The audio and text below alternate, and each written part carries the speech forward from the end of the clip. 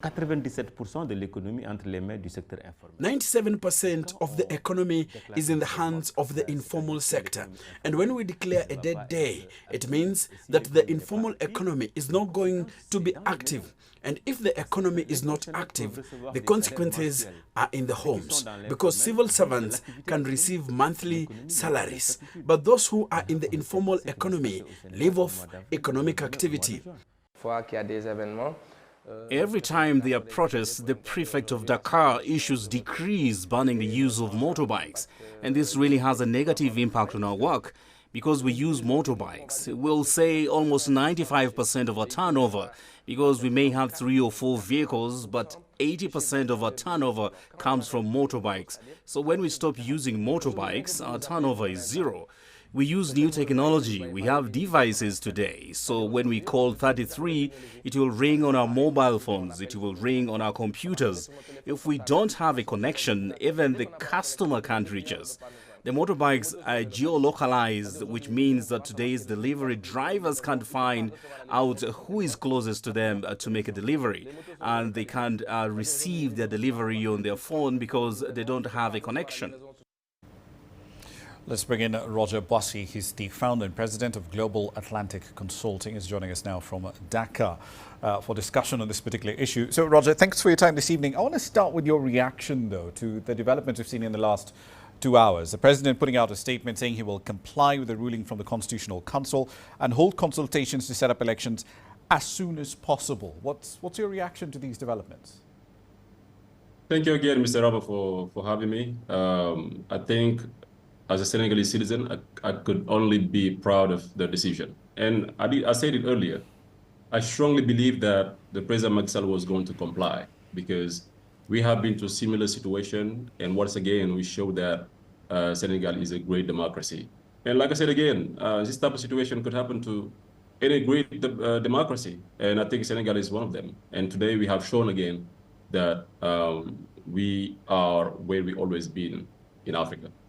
For those of us not familiar with Senegal's legal system, can you give us a sense of, why the Constitutional Council arrived at the decision it did yesterday, effectively annulling both the bill and the presidential decree? Walk us through the reasoning here. Well, I just want to remind that back in 2015, if I'm not mistaken, in order to honor one of his campaign promises, the president wanted to reduce his term from 7 years to 5 years. And the Constitutional Court declined, blocked it. So today, if the president wants to postpone the election, which is going to give him more time in power, I mean, the logic would be for the Constitutional Court to decline that. And so I was not surprised that they would reverse his decision. So also, we need to remind that our Constitution, on its Article 92, it declared that no decision from the Constitutional Court could be reversed or discussed, if I can say it like that.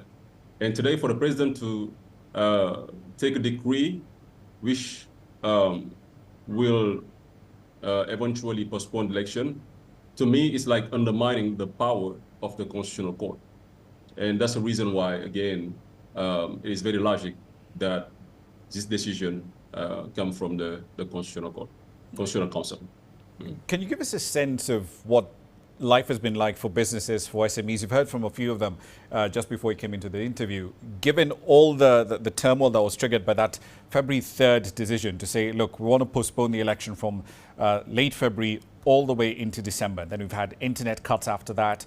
We've also seen quite a few protests on the streets. How have enterprises coped? I think this situation is very unfortunate because it has been impacting our economy. If you look at tourism, for instance, it's one of the main sectors of the country. And we have noticed a lot of cancellations of people who had actually booked some rooms to come visit Senegal. When it comes to also flight tickets, they have, it's been, there is a downfall of like 17%. Also, there is a lot of sectors that has been impacted, but we have to acknowledge that the country has been doing good. There is a lot of progress in the country. Like the GDP is been growing every year, But does the GDP reflect the well-being of the population? I doubt it, because our healthcare system is very poor. We are lacking healthcare professionals, and we don't have adequate infrastructure. So when it comes to education, our education system doesn't match the needs of the country, because if you go to university, the main public university in Dakar, for instance, you will see a lot of people who got higher education. They have the degrees, but they cannot find a job. So the unemployment rate is at all-time high in Senegal. And that's the reason why a lot of younger are fleeing the country, going to countries like the United States or Europe in order to find a better life.